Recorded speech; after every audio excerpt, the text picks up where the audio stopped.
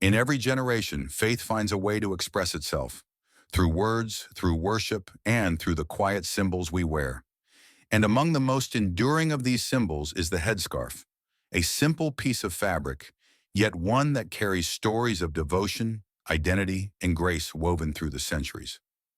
Our story begins in the ancient city of Corinth, a place alive with trade, conversation, and the birth of a new faith. It was here that the Apostle Paul wrote a letter that would echo through time, a letter about honor, order, and worship. In 1 Corinthians 11, Paul reminded believers that every act of prayer and prophecy should reflect reverence before God. To him, the head covering was not just about appearance. It was a sign, a language of the heart made visible. In those early churches, women who covered their heads in worship were not bound by culture, but moved by conviction. It was their quiet declaration, "Lord, you are my covering. I stand under your authority, and in your grace throughout Scripture, the veil and the scarf appear as gentle threads in the tapestry of faith." When Rebekah first saw Isaac in Genesis 24:65, she covered herself with a veil, not out of fear, but reverence. When Ruth bent to gather grain beneath her shawl, that simple act became a moment of divine providence, a step toward redemption. And when we think of Mary, the mother of Jesus, we picture her in simple humility, her head wrapped in devotion, her heart clothed in surrender. Each story whispers the same truth, that covering is not about concealment, but about communion.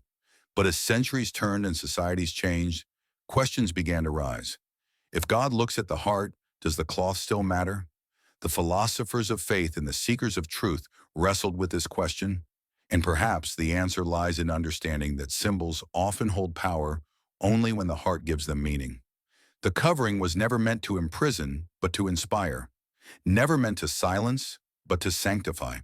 It was a visible reflection of an invisible posture, humility before the Creator. Yet Paul's teaching was not a command for all ages, but a call for all hearts, a reminder that worship should always honor God in spirit and in truth. The principle was honor.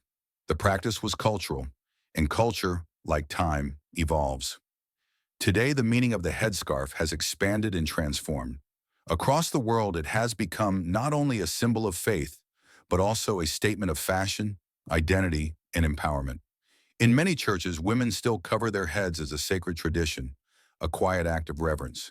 In others, the same scarf has found new life as part of modern style, colorful, creative, and expressive. What was once seen purely as devotion now blends with design, reminding us that faith, too, can be beautiful. And across faith, the scarf continues to speak. In Islam, the hijab stands as a symbol of modesty, dignity, and obedience to God.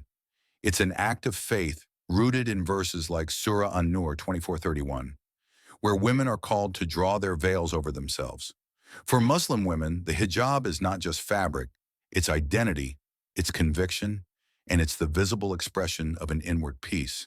Different religions, different words, but a shared devotion, the sacred act of covering before the Almighty. Yet in the modern age, many no longer see the need.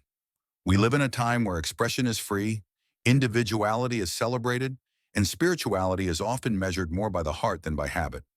Some see the headscarf as outdated, a relic of tradition no longer necessary in a world of equality. Others feel that God is not confined to appearances and that reverence can exist without ritual.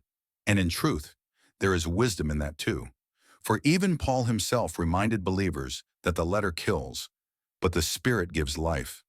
What once symbolized submission might today be replaced by service, compassion, and inner humility, acts that clothe the soul far more beautifully than fabric ever could.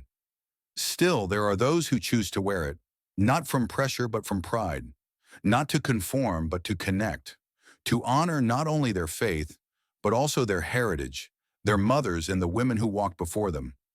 The scarf in this light becomes both ancient and modern, a bridge between generations, a dialogue between the sacred and the seen.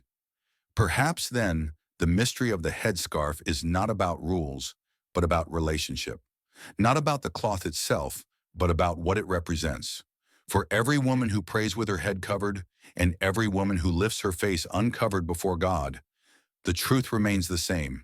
God looks not at the veil, but at the virtue. Not at the scarf, but at the spirit. The headscarf may adorn the body, but faith adorns the heart. And whether wrapped in linen, silk, or simply grace itself, the most beautiful covering a woman can ever wear is faith. See you on our next episode of Bible Storybook.